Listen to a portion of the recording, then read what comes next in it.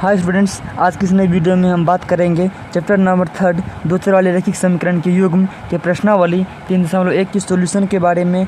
इस प्रश्नावली में 3 क्वेश्चंस दिए गए हैं। हम तीनों क्वेश्चन को बारी बारी से हल करके देखेंगे तीनों प्रश्नों का हल जो है किस तरह से होता है। तो चलिए शुरू करते हैं सबसे फर्स्ट क्वेश्चन से। फर्स्ट क्वेश्चन में दिया गया है कि आफ्ताब अपनी पुत्री से कहता है 7 वर्ष पूर्व मैं तुमसे 7 गुनी आयु का था, अब से 3 वर्ष बाद मैं तुमसे केवल 3 गुनी आयु का रह जाऊंगा। इस स्थिति को बीजगणितीय एवं ग्राफ के रूप में हमें व्यक्त करना है। सबसे पहले आप क्वेश्चन को समझते हैं कि क्वेश्चन में क्या कहा गया है। क्वेश्चन में एक आफ्ताब है और आफ्ताब जो है वह कैरेक्टर का नाम है। आफ्ताब जो है वह कहता है अपनी पुत्री से कहता है कि 7 वर्ष पूर्व मैं जो है आफ्ताब जो है वो अपनी पुत्री का 7 गुनी आयु का था और 3 वर्ष बाद वो कहता है कि 3 वर्ष बाद जो है वो आफ्ताब अपनी पुत्री का केवल 3 गुनी आयु का रह जाएगा। तो इसमें सबसे यहाँ पर पहले हम क्या करेंगे, पुत्री की आयु को हम x मानेंगे और वहाँ से आफ्ताब की आयु जो है वो डायरेक्टली ऑटोमेटिक हमारे पास आ जाएगा। तो चलिए शुरू करते हैं। यहाँ पर सबसे पहले हम क्या लिखेंगे, सबसे पहले हम लिखेंगे कि माना कि आफ्ताब की पुत्री की आयु कितनी है, वो x वर्ष है। तो सबसे पहले यहाँ पर सॉल्यूशन में हम यहाँ पर क्या लिखेंगे, यहाँ पर लिखेंगे क्या, माना कि आफ्ताब की पुत्री की आयु कितनी है, हम वर्तमान आयु भी लिख सकते हैं। पुत्री की आयु कितनी है, वो x वर्ष है। या आफ्ताब की आयु कितनी हो जाएगी, उसकी पुत्री की आयु कितनी है, x वर्ष है और आफ्ताब की आयु जो है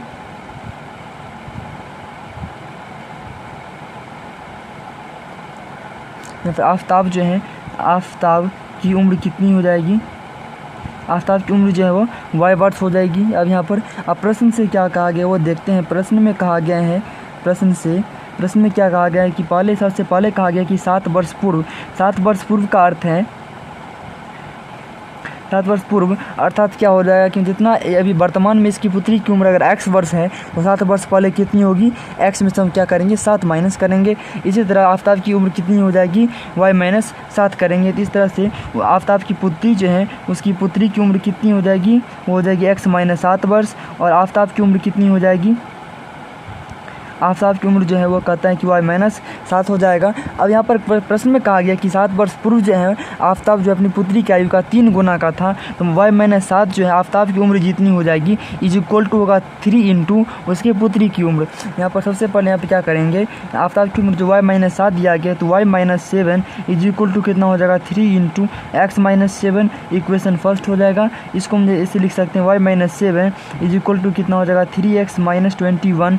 x को जब इधर लाएंगे तो कितना हो जाएगा y माइनस 3x और जब 21 को इधर लाएंगे तो कितना हो जाएगा प्लस 21 से 7 माइनस होगा तो प्लस 14 इज इक्वल टू 0। ये हमारे पास इक्वेशन फर्स्ट आ रहा है। और यहाँ पर क्या कहा गया कि 3 वर्ष बाद यहाँ पर कहा गया है कि आफ्ताब जो है अपने पुत्री की केवल कितनी 3 गुनी आयु का रह जाएगा। तो 3 वर्ष बाद जब कहा गया है 3 वर्ष बाद जब यहाँ पर होगा तो आप इसकी पुत्री की उम्र कितनी हो जाएगी, पुत्री की उम्र जो हो जाएगी वो कितनी हो जाएगी x प्लस 3 और आफ्ताब की उम्र जो हो जाएगी, जो आफ्ताब है आफ्ताब की उम्र कितनी हो जाएगी y प्लस 3 हो जाएगी। अब यहाँ पर क्या है, आफ्ताब की उम्र जो है कितना हो जाएगा y प्लस 3 हो जाएगा।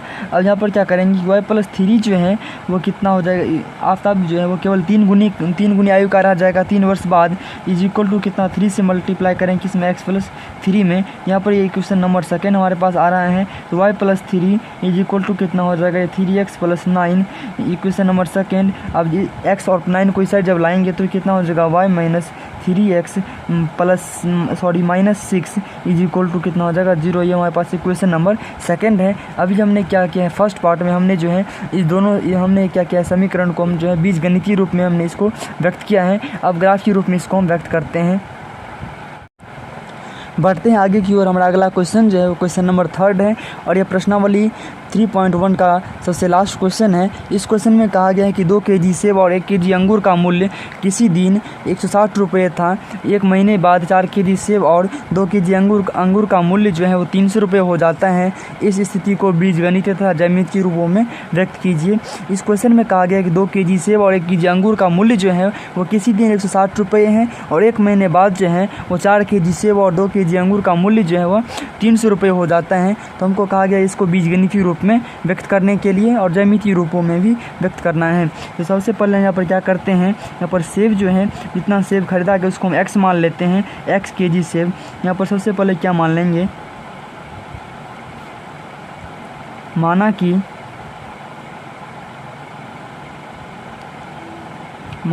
1 kg सेब का मूल्य, 1 kg सेब का मूल्य कितना मान लेंगे, 1 kg सेब का मूल्य x मान लेते हैं, और 1 kg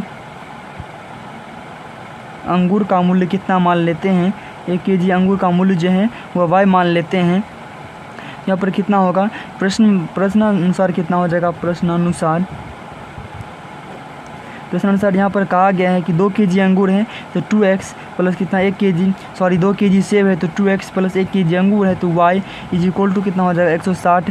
equation number first and second. और सेकंड यहाँ पर आगे स्टेटमेंट कहा गया है कि 4 kg सेब है तो यहाँ पर कितना हो जाएगा 4x प्लस 2 kg अंगूर है तो 2y इज इक्वल टू हो जाएगा 300 रुपये। इक्वेशन नंबर सेकेंड, यहाँ पर हमने इसको बीजगणितीय रूप में क्या किया है, व्यक्त कर दिया है। अब इसको ज्यामितीय रूप में भी व्यक्त करना है। सबसे पहले आप यहाँ पर देख सकते हैं इक्वेशन नंबर सेकेंड जो है, इक्वेशन नंबर सेकेंड में आप 2 जब कॉमन लेंगे तो ये कितना हो जाएगा 2x plus y is equal to ये कितना हो जाएगा 300। और आप 2 जो है आप इसको डिवाइड कर सकते हैं इस तरह से, तो 2x plus y is equal to कितना हो जाएगा 300/2 इज इक्वल टू 150, 150 यहाँ पर हो रहा है। अब इक्वेशन नंबर ये कितना हो जाएगा सेकंड, इक्वेशन नंबर सेकंड क्या हो जाएगा 2x plus y is equal to 150, equation number second. और यहाँ पर क्या है इक्वेशन नंबर फर्स्ट में 2x plus y is equal to 160, equation number ये फर्स्ट है। आप देख सकते हैं इक्वेशन नंबर सेकंड और इक्वेशन नंबर फर्स्ट में क्या है, x और y का जो कोफिशिएंट है वो दोनों क्या है इक्वल है, और यहाँ पर और जो कांस्टेंट टर्म है वो इक्वल नहीं है। यहाँ पर कंडीशन जो होल्ड करेगा वो कंडीशन क्या है, a1/a2 इज इक्वल टू आ रहा है b1/b2 is not equal to c1/c2। ये कंडीशन जो है फर्स्ट नंबर कंडीशन की तरह ही है। यहाँ पर भी क्या होगा, इसका जो हल होगा वो कोई हल नहीं होगा। यहाँ पर हल जो है, जो समीकरण यहाँ पर 2 समीकरण है, इसका हल जो है वो क्या होगा, कोई हल नहीं होगा। इसका आंसर जो वो नहीं निकलेगा, कोई हल नहीं है। और यहाँ पर ग्राफ जो इसका क्या होगा, ग्राफ जो यहाँ पर इसका होगा वो ग्राफ होगा कितना, वो ग्राफ होगा समांतर रेखा का। वो ग्राफ जो है वो समांतर रेखा का ग्राफ होगा। दोनों लाइन जो है एक दूसरे के पैरेलल होंगे। ये सेम कंडीशन जो है क्वेश्चन नंबर फर्स्ट के कंडीशन की तरह है। चलिए चलते हैं नेक्स्ट क्वेश्चन पर। हमारा अगला क्वेश्चन जो है वो क्वेश्चन नंबर सेकंड है। क्वेश्चन नंबर सेकंड में कहा गया है कि क्रिकेट टीम के कोच ने 39 रुपये में 3 बल्ले और 6 गेंद खरीदी। बाद में उन्होंने एक और बल्ला और उसी प्रकार की 2 गेंदें 1300 रुपये में खरीदी। इस स्थिति को बीजगणितीय तथा ज्यामितीय रूपों में व्यक्त कीजिए। सबसे पहले यहाँ पर कहा गया है कि एक कोच जो है उन्होंने 3 बल्ले और 6 गेंदें जो हैं उन्होंने 39 रुपये में खरीदी हैं। फिर बाद में उन्होंने क्या किया कि एक बल्ला और उसी प्रकार की 2 गेंद जो है उन्होंने 1300 रुपये में खरीदी। इस स्थिति को हमें बीजगणितीय और ज्यामितीय रूपों में व्यक्त करना है। तो सबसे पहले यहाँ पर क्या मान लेंगे कि माना कि एक बल्ले की जो मूल्य हो जाएगा वो x हो जाएगा और x रुपये, और एक बल्ले और एक गेंद की मूल्य जो हो जाएगी वो y रुपया हो जाएगा। अब प्रश्नानुसार क्या होगा, प्रश्न में कहा गया है 3 बल्ले और 6 गेंदें उन्होंने खरीदी है 39 रुपये में। तो एक बल्ला का मूल्य अगर x है तो 3 बल्ले की मूल्य कितनी हो जाएगी 3x प्लस 6 गेंद की मूल्य कितनी हो जाएगी 6y इज इक्वल टू कितना हो जाएगा 39। Equation number first. और सेकेंड नंबर स्टेटमेंट में उन्होंने कहा है, उन्होंने यहाँ पर क्या किया है कि एक बल्ला और उसी प्रकार की 2 गेंद उन्होंने 1300 रुपये में खरीदी। यहाँ पर कितना हो जाएगा, एक बल्ला का मूल्य x plus 2y is equal to 1300। अब इक्वेशन नंबर फर्स्ट और इक्वेशन नंबर सेकंड है। आप इक्वेशन नंबर फर्स्ट में देख सकते हैं कि यहाँ पर जो हम तीन को हम कॉमन ले सकते हैं। जब हम यहाँ पर 3 को जब कॉमन ले लेंगे यहाँ पर हमारे पास जो समीकरण बन कर आएगा x plus 2y is equal to 1300। यहाँ पर 3 से जब डिवाइड हो जाएगा तो 1300 बन कर के आ रहा है। इक्वेशन नंबर सेकेंड जो है वह यह भी दोनों सेम इक्वेशन है। अब यहाँ पर देख सकते हैं यहाँ पर जो कंडीशन यहाँ पर जो लगेगा, यहाँ पर जो कंडीशन होता है कि a1/a2 is equal to b1/b2 is equal to c1/c2।